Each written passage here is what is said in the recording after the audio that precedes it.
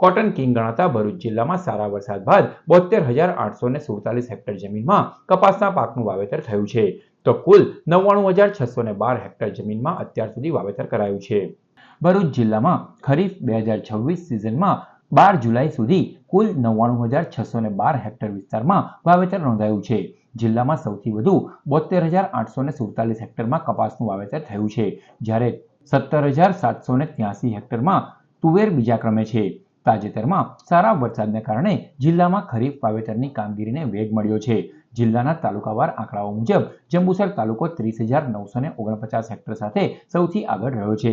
ત્યારબાદ ભરૂચ તાલુકામાં 15,719 hectare, આમોદમાં 14,022 hectare, નેત્રંગમાં 10,764 hectare અને ઝઘડિયામાં 10,748 હેક્ટર વિસ્તારમાં વાવેતર નોંધાયું છે। પાકવાર સ્થિતિ જોઈએ તો કપાસ 72,847 હેક્ટર, તુવેર 17,783 હેક્ટર, શાકભાજી 3426, તો ડાંગર 1247 હેક્ટરમાં વાવેતર થયું છે। કપાસના વાવેતરમાં જંબુસર 27,847 હેક્ટર સાથે પ્રથમ સ્થાને છે, જ્યારે આમોદ 11,800 હેક્ટર અને ભરૂચ 11,200 હેક્ટર તાલુકાઓ પણ આગળ રહ્યા છે। ખેતીલાયક વરસાદ વરસતા ખેડૂતો પૂરજોશમાં વાવણી કાર્યમાં જોતરાઈ ગયા છે અને આગામી સમયમાં સારા વરસાદની આશા પણ રાખી રહ્યા છે।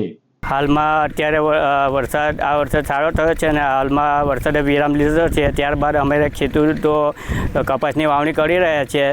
તે હવે અત્યાર પછી બી સારો વરસાદ થાય ને અમારા ખેડૂતોને સારો એવો પાકમાં ફાયદો થાય ને અમને આ વર્ષે પાકમાં ખરું જોવા મળે એવી અમને આશા છે। કૃષિ વિભાગના આંકડાઓ મુજબ આગામી દિવસોમાં અનુકૂળ વરસાદ ચાલુ રહે તો ખરીફ વાવેતરના વિસ્તારમાં વધુ વધારો થવાની સંભાવનાઓ છે। રાજ્ય અને દેશના અન્ય વિસ્તારોમાં પણ જુલાઈ દરમિયાન વરસાદ વધતા ખરીફ વાવેતરમાં તેજી જોવા મળી રહી છે।